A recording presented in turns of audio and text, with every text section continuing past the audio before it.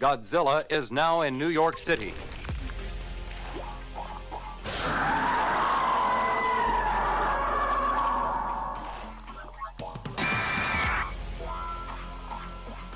Monster 01 and 02, commence the attack.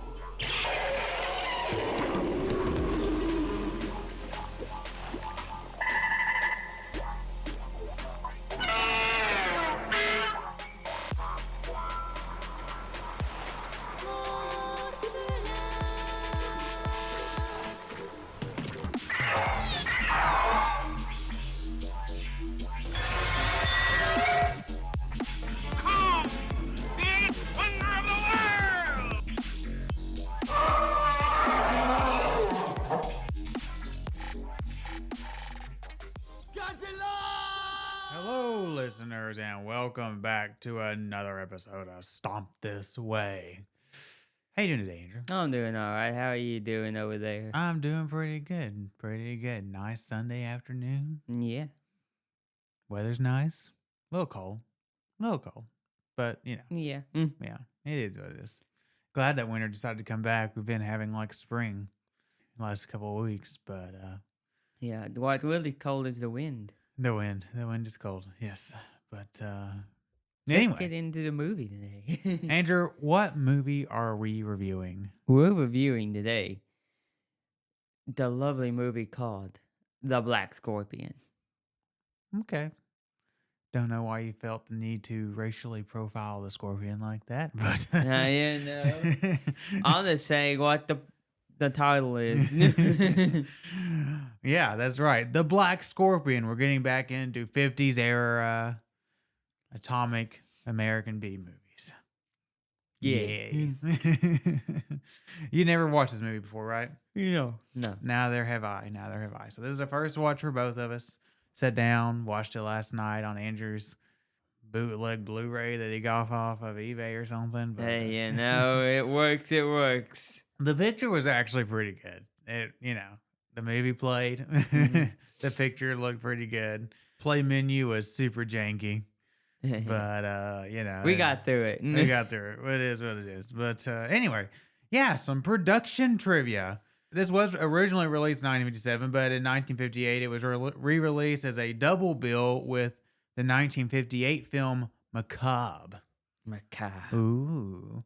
Willis O'Brien, of course, you know, the infamous special effects wizard behind King Kong, was the effects supervisor on this film, although Pete Peterson did most of the actual hands-on work.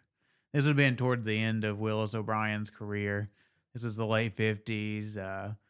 Harryhausen was already, you know, working pretty regular at this point, kind of taking O'Brien's place. But anyway, O'Brien did recycle a lot of, you know, props and stuff from his previous films.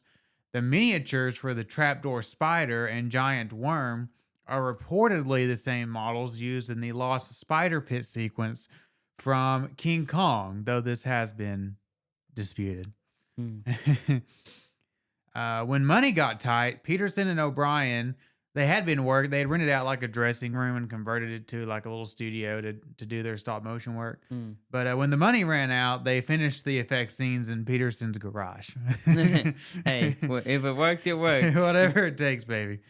The sounds the scorpions make are very similar to the sounds from that the ants made in Them.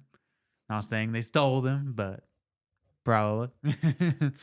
Whatever works. The opening sequence uses footage of the Paracutin eruption, a Mexican volcano that was active from 1943 to 1952. And this was featured on MST 3K episode 113. Nice. There you go. Andrew, any box office?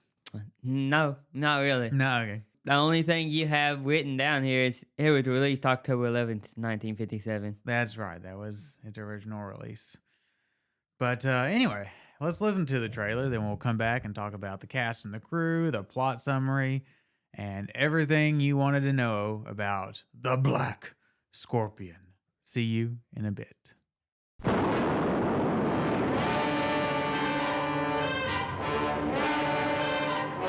Most terrifying news of all. At nightfall, monstrous animals crawl out of crater of volcano. Great herds of cattle stampede before this living inferno. Vast area devastated by appalling new horror. A creature named the Black Scorpion by panic-stricken people of San Lorenzo. Entire population prays for deliverance. For miles around, cowboys came upon one dead steer after another. One of them had heard the tale of the demon bull of the Maricopa.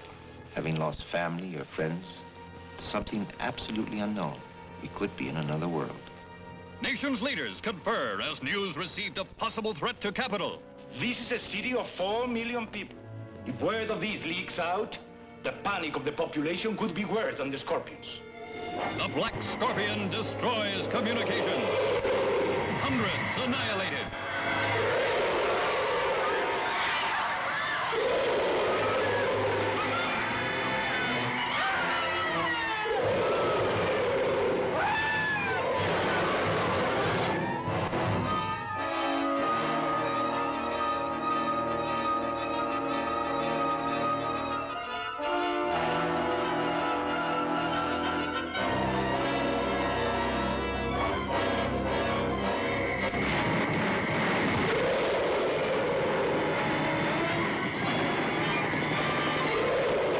Produced on a scale never achieved before by any science fiction picture.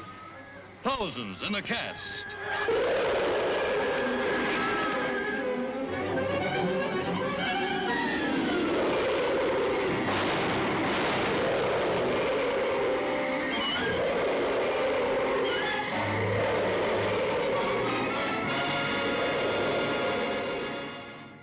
All right, there it was. The Black Scorpion. What you couldn't read the inner titles there towards the end, it was saying, you thrilled to the horrors of the beast from 20,000 fathoms. You chilled to the terror of them. Now get ready for the biggest one of all, the Black Scorpion or something like that. Okay. Yeah. I think they're a little high on Little, the calm stats. down. What did it say? The biggest production ever for a science fiction film? Probably not. They barely had any money for this. But hey, exaggeration gets the job done. Yeah. But, anyway. Cast and crew. This was directed by Edward Ludwig, written by Robert Blees and David Duncan, music by Paul Sawtell, and starring Richard Denning, Mara Corday, Carlos Rivas, and Mario Navarro. And the plot, more or less, is as follows. After a volcanic eruption in Mexico, geologists Hank Scott and Artur Ramos travel to the rural town of San Lorenzo to investigate the aftermath. Along the way, they encounter unsettling signs of abandonment, an empty house, a deserted police car, and soon discover the body of a dead deputy. In San Lorenzo, Hank and Ramos are taken in by Teresa, a local rancher they had earlier helped after she was thrown from her horse. As they settle in, Hank begins to develop feelings for Teresa and forms a bond with Juanito, the young grandson of Teresa's live-in maid. I guess that's what he was. I'm not really sure. That's what I thought. Not long after their arrival, San Lorenzo is attacked by a giant scorpion. The military traces the creatures back to a vast underground cavern and sends Hank and Ramos in with tanks of poison gas to eliminate the threat, unaware that Juanito has secretly followed them. Inside the cave, the geologists explore the tunnels before narrowly rescuing Juanito from a trapdoor spider. Their mission collapses when a massive black scorpion destroys the cart and poison tanks they descended in. Hank, Ramos, and Juanito are hauled to safety just before the creature reaches them, and the military seals the cavern with dynamite. A month later, Hank and Ramos prepare to finally begin their geological survey. They are summoned to Mexico City for an emergency meeting. Aerial photographs reveal that several scorpions survived the cave collapse and are advancing toward the capital. A nighttime train attack leaves dozens dead, and the giant black scorpion emerges, killing the remaining scorpions before turning its attention on the city itself. The military lures the creature into a soccer stadium, where they fire a cable-tipped bolt into its throat and electrocute it to death. As officials move in to harvest the scorpion's venom, Hank and Teresa quietly slip away to spend time together. The end. Oh, so nice. But more or less. More or less. Yeah, so, the movie starts with a volcanic eruption. Obviously, stock footage of a volcanic eruption. Yeah. And I guess we're to get the impression that this, you know, opened up a Passage. passage or unsealed some kind of cavern that had some giant scorpions. You know, when you first saw it, it almost looked like a Hollow Earth thing going on. A little bit. Not quite the budget for that, but Yeah. and then we cut and we're gonna meet our two heroes of the movie, Hank Scott and Artur Ramos. Not Arthur. Artur. Mm. Artur Ramos. And they are geologists. And they're just they're coming down to investigate the rock, Volcano. the volcano. Yeah. And they're driving and they need some their Jeep is overheating and they need some water, so they stop at a little abandoned house. Yeah. And they find a wrecked police car without any bodies.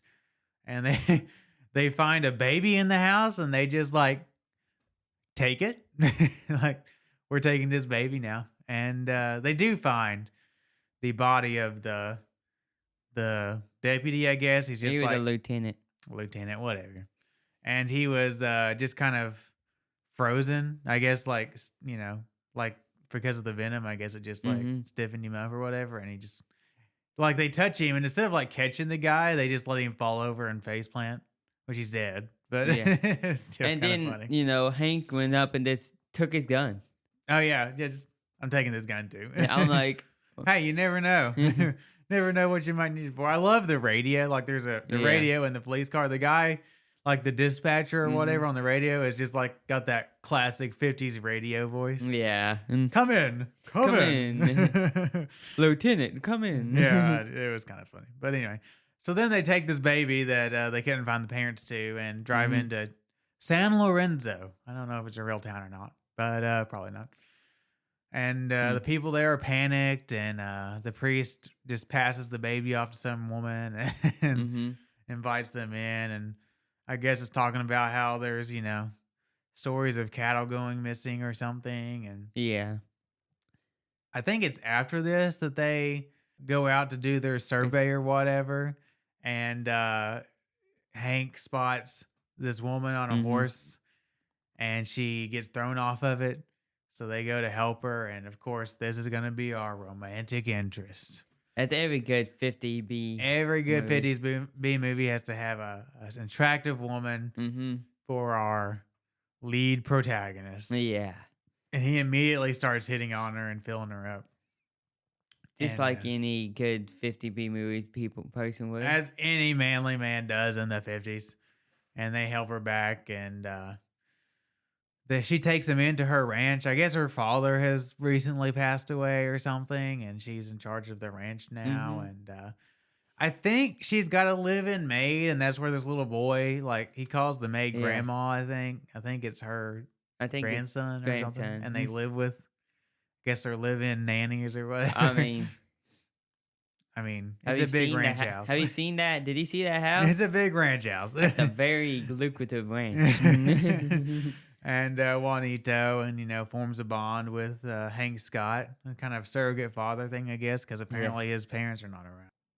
Anyway, the movie is slow. Like, it takes, probably budgetary reasons. Yeah. It's over half an hour before the scorpion finally shows, and we get a whole lot of your classic 50s, the leads meeting up with the attractive woman. There's a kid around. And there's a lot of what's happening. What's going on here? They find like a piece of what do they call it? The rock. It's a really hard rock. The rock thing. And they crack it open, and there's a living scorpion inside. And at one point, they go to like a conference with this scorpion. They had put it in like a jar of water. And they put it in a jar, like just an empty jar. And then they go to a conference at one point, and they had filled the jar up with like halfway of water. And then they don't ever do a close up of it, but for some reason they put I couldn't quite tell. It definitely wasn't a scorpion. It was It was either a turtle or a frog frog. that they got swimming around Mhm. talking about the scorpion, and I'm like, why did you put the water? Well, whatever. maybe it wasn't what. Maybe it was like from like whatever they put to preserve something. But it was still alive. Why would you? And they didn't. They usually, you usually fill it up all the way if you do Yeah, that. that was a little weird. I don't know, but anyway, maybe they didn't have a scorpion on set that day, and they were like, just grab something. Maybe they lost their scorpion. They're like, oh no. Just grab something and we'll throw it in. But yeah, so finally, about half an hour in, these guys are fixing the phone lines after the volcano, like, knocked them down or whatever. Yeah. And Well, the volcano knocked him down. yeah. Quotes. In quotes. And the one guy gets attacked. And then usually the movie's kind of structured weird, I think. Like, I would think that you would want to have like a death pretty early on. Like, you would put it's really brief, but you would put the telephone guy getting attacked and killed like maybe 10 or 15 minutes in. And then you would get to the San Lorenzo attack scene like about 30 minutes in or whatever. But no, we go straight from our first reveal of the scorpion killing this telephone worker. And then it immediately goes to San Lorenzo and attacks. So that was a little odd the way they structured that. I don't know, maybe again, budgetary reasons. But it attacks the town and causes a lot of havoc and, bad things happen. Some people die. Yeah. And, at this point, I guess we only know about one scorpion. Yeah, they only think it's one scorpion. But they track the scorpion back to this cavern. And so Hank and Ramos, of course, they're geologists. They've done some cave surveys in their day. They're going to go in and I was a little confused about how long these two have been working together. Like for the first part of the movie, I got the impression that like they didn't know each other that well because like Ramos says he works at like the university there in Mexico and Hank had come down from, I don't know, Texas or something. And I figured he just picked up Ramos on the way. But then later he's like, oh, me and Ramos have done a lot of cave dives together. So it's like maybe they have worked together a lot. I don't know. But not that it matters. The characters in this movie are your classic cardboard cutout. From point A to point B. Just relaying the plot and getting us through this thing and filling in the runtime without the monsters to save some budget. Yeah. But they go down, and I guess they're getting lowered in by this crane on this little cart thing. And I guess they've got the tanks of poison gas there with them. And they got their little like fireproof suits on. Yeah. And it's so funny because Juanito, like, first he wanted to go with them and he was told no, stay at the house. Well, he snuck onto the Jeep. Yeah. And then he's like, you stay in the Jeep. And he tells Teresa, who came with them, your job is to watch him. Well, you know what? No one watches Juanito. No. And he somehow sneaks onto this cart and gets lowered down without a suit or anything. Glad it's not hot in there or any poisonous gas. So anyway, while the two of them are going around and like exploring this cave and they come across like the giant worm and then, they find the swarm of scorpions, a nest. Yeah, we figure out, there's a whole nest of scorpions and there's a big black one. The granddaddy of them all. Even though you can't tell, it's a black and white movie and you can't really tell the color difference the way they filmed it. But you can tell one slightly bigger than the others. Does he kill the worm first and then he kills a fellow scorpion? Yes. Get into a fight. And then Juanito, he wanders off. And that's where we get the trapdoor spider sequence where he comes upon the trapdoor that may or may not be from King Kong. And gets, he's like, what's this trapdoor? And he just flips it up and the spider comes after him. Yeah. And of course, then he Ramos starts screaming, Hank. Yeah, Ramos and Hank hear him screaming and they shoot at it. Of course, that draws the scorpion. I thought they missed a big opportunity because as they were being lowered down, they saw like one of the scorpions like come out of a crevice and like look at them.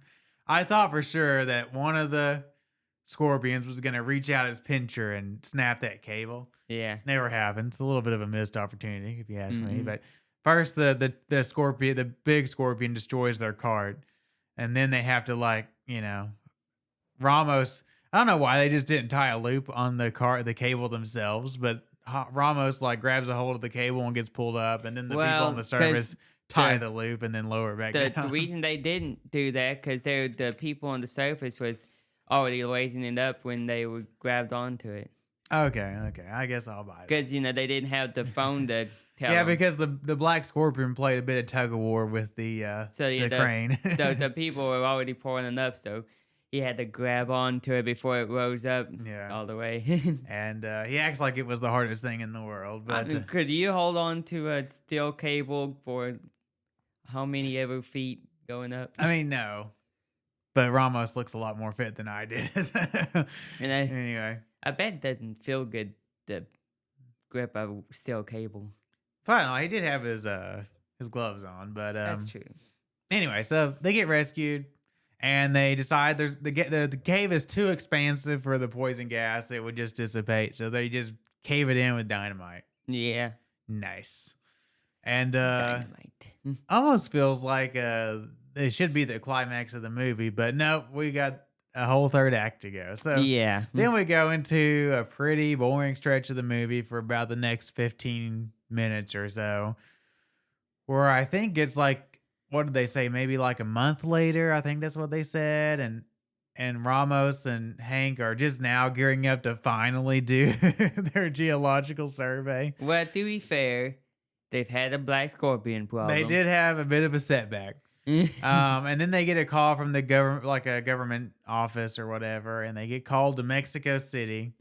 And the guy's like, "There's no danger. We just want you to come and give a report in person."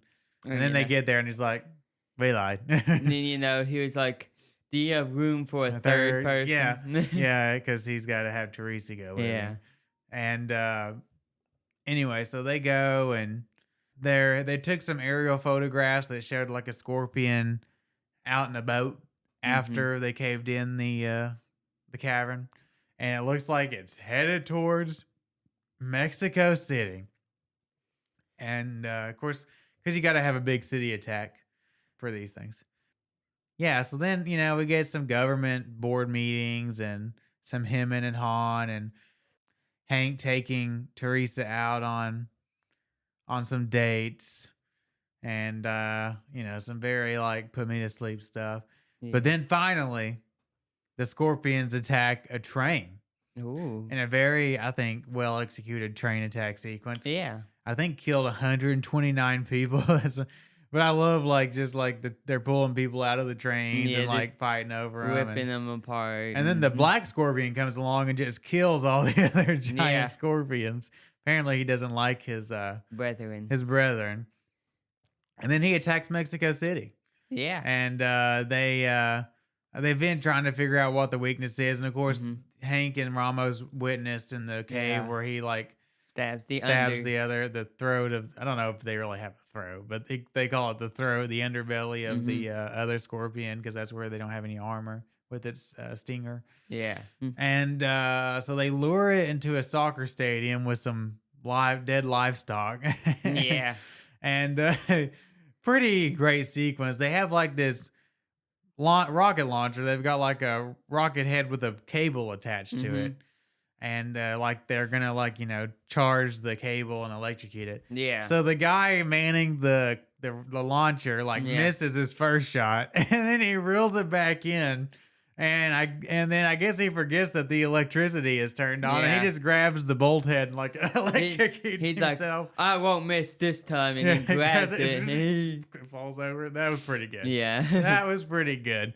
And then Hank's just like, "Turn the electricity off." And then Hank, of course, he's got to be the hero. He reloads it and he shoots it and hits, and they fry the scorpion. Yeah. And then the mayor or the general or whatever the guy is comes over, and he's talking about, we got to get the venom from the stinger, and we'll use it as a weapon or whatever. And then Hank's like, "Excuse me, boys, but I got a date." And They've not it was the scientist dude from the Mexico City. Okay, yeah, whatever.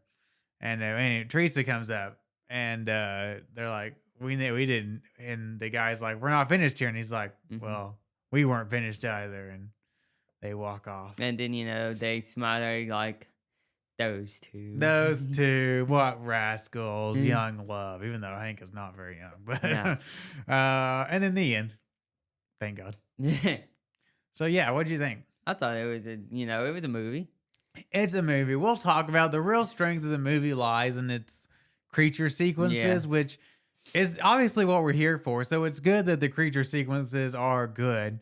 And it suffers from a lot of the same problems that a lot of these 50s B movies do. The characters are cardboard cutouts, not interesting in the slightest. It takes a long time to get to the scorpions relative to the movie. The runtime's like 87, 88 minutes. It takes a full 32 minutes to get to our first scorpion attack. And the pacing's not good because even after that, and we have a pretty good stretch where the scorpion attacks the San Lorenzo and then they go into the cavern. But then we have another big lull between the San Lorenzo attack where they cave in the cavern and then when the scorpion attacks the train. I don't like any of the characters. Juanito, I guess, is okay. He's acting. He's doing. He's stuff. a loud kid. Yeah, he's a loud kid. He's at least got some personality. Mm-hmm. And I don't like the rest of the characters. Not interesting at all. Yeah. Budget limitations are evident in certain scenes. Mm-hmm. But yeah. You gonna get to creature design? Sure. It's a scorpion. They've got two real methods. They've got a puppet that they use for close-ups, and the eyes look a little funny because it's got like big pupils. Yeah. Not really scorpion-like, but it's plenty slimy and it drools and looks kind of gross. Yeah. So I don't mind that. And then, the full scorpions are big scorpions. And getting into effects, I think, as you would expect from something Willis O'Brien is working on, the stop motion is actually pretty good. Yeah. I think they animate these scorpions really well. Really well. Especially like the train sequence looks really good. Animating them with that model train and pulling the little clay figure humans out and all of that looks really good. Anytime they are stop animated, it looks good. Yeah. Now there are some scenes where they like try to superimpose the scorpions over like the streets of the extras running, and it's just like a big black transparent shadow of a scorpion walking down the street. It's not really that, it's like walking over the people as they're running, and you're like, that's not right. yeah, it doesn't look very good when they try to superimpose it over, like actual extras running down the street and stuff like that. Because they try to make it look like it's like the scorpion's way further back. Yeah. In the people running, but when they actually have it on the same, it's like smushes together. Yeah, it just doesn't look right, and it's not very good. And those scenes are kind of unfortunate. And there's a lot of those scenes when they get into the big city attack and stuff like that. But overall, like I said, the creature sequences, both in design and animation, are pretty well good. executed. So I'll give Willis O'Brien and that guy Peter, props. They, especially from what it sounds like, were some pretty harsh budget limitations. I think they did pretty good job. Yeah, that guy Peter. And then score pretty generic 50s B movie monster stuff. Yeah. As always, Yeah, as always. But yeah, you want to do some final thoughts? Sure. Go for it. Like we said, this movie has some budget restraints. They couldn't do everything they wanted, I don't think, too. But they did the best with what they had with the animation and the stop motion, the superimposing stuff. They did their best with that. It doesn't look bad. None of it actually looks terrible. It looks better than a lot of these big movies we watch. Yeah. And we've watched a lot of them. Yeah.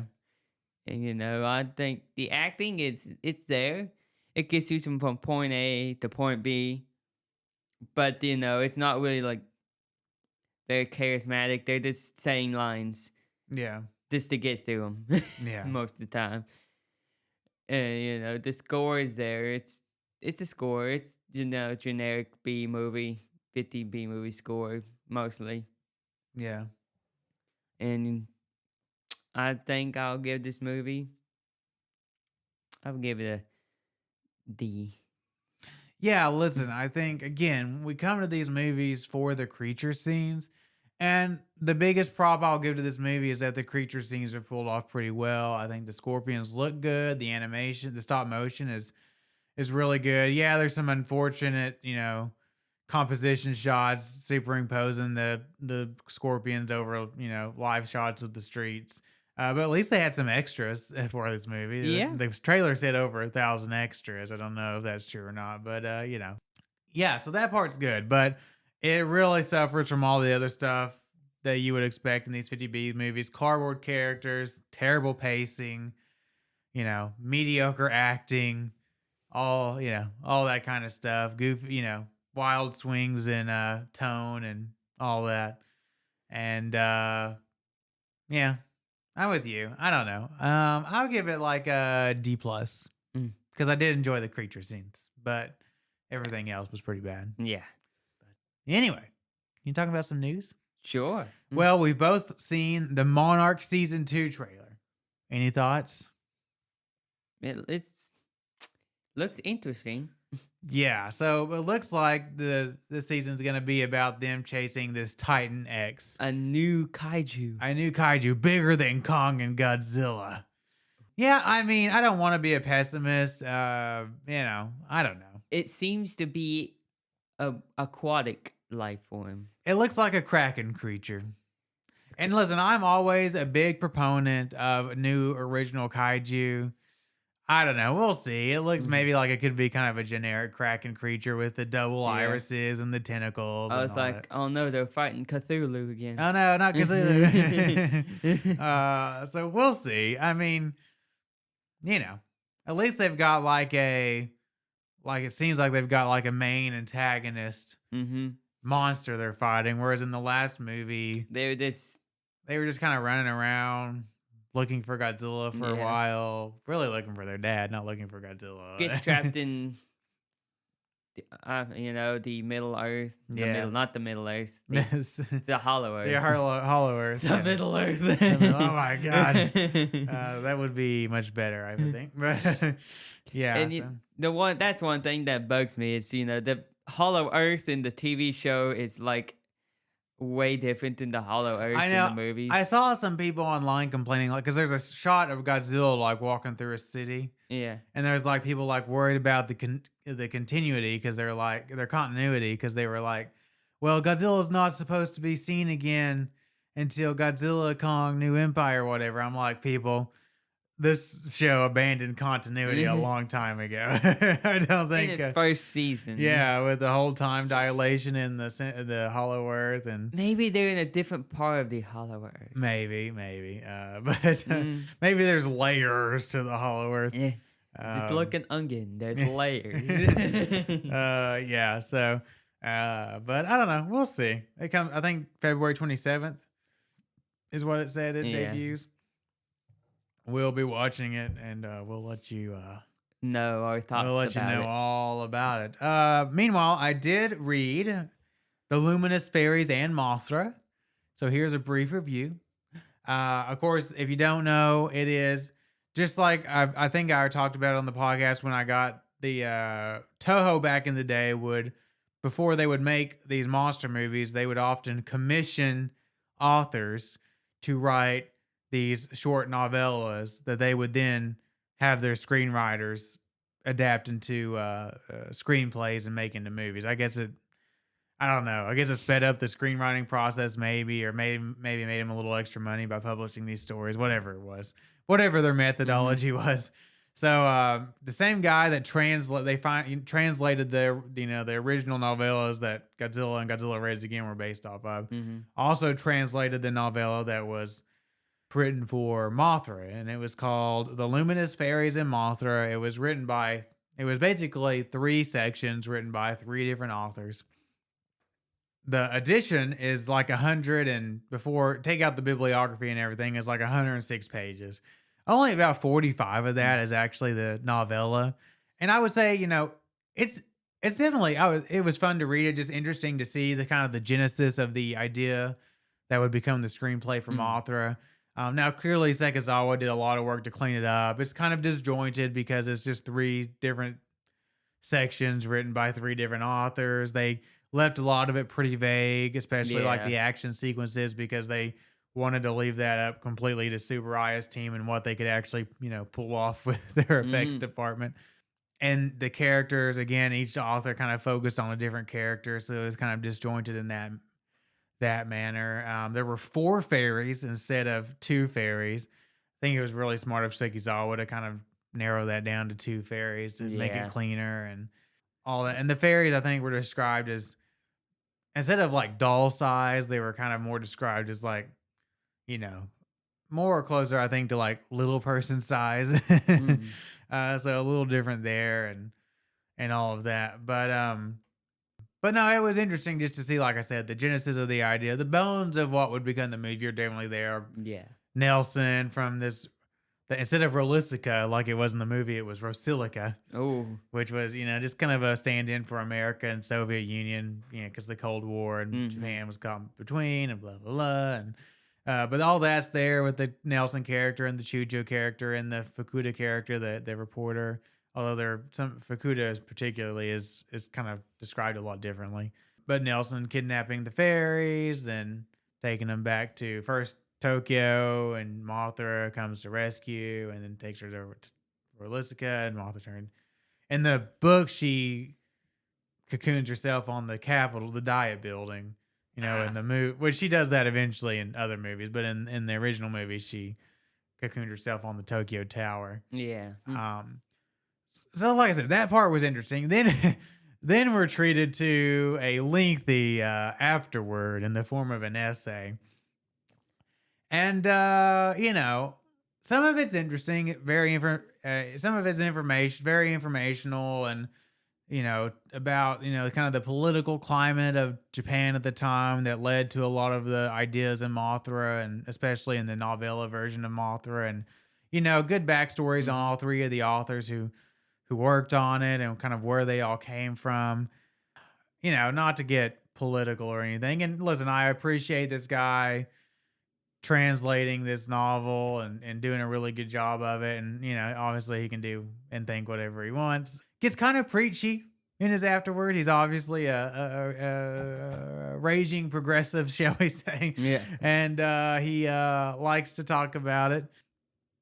And, he kind of goes off on some tangents. And he also tries, like, the last 10 pages of the essay is trying to draw some, not that I've ever read these, but draw some strong parallels to the Mothra story and the original stories of Dr. Dolittle. And I'm like, I don't know. I think he may be stretching a little bit. But, listen, I could have put it down at any time. So I read it, and that's on me. But You could have just stopped at the novella. I could have just stopped at the novella. And I think if you want to pick it up and read it, if you want to just stop at the novella, it can. but it was interesting. I'm glad that I got it and read it. And I know that there is a novella. They did the same thing with Rodin, published, a short story, novella, whatever. And maybe they'll work on transcribing that next. And that would be interesting. But anyway, I think that's about it. Next week will be the finally we're going to be getting to the recap of Ultraman Omega. Finally, we got a few more episodes to catch up on, but we'll talk about it, whether there was good, bad, or otherwise. But anyway, other than that, I think I want to remind you that you can always contact us at 1954@gmail.com. And you can find our website at www.domtotway.wordpress.com. That's right, and you can also find us on social media, Facebook, Instagram, and X. All the popular platforms. All the important ones at Stomp This Way. And next week will be Ultraman Omega recap, and then we have a whole series of 50s era B movies that we're gonna. Well, actually, we got the Blob trilogy after that, which is in part. Yeah, that's a 50. The original, and then we got a whole other series. And I was watching Nausicaa Valley of the Wind the other night, You know, maybe if we ever wanted to do a Ghibli movie, we could that probably come up with an excuse to do that one. So, you know, maybe if I ever have to fill out some schedule. But anyway, as always, thank you for listening. I'm Aaron. I'm Andrew. And we will see you next time.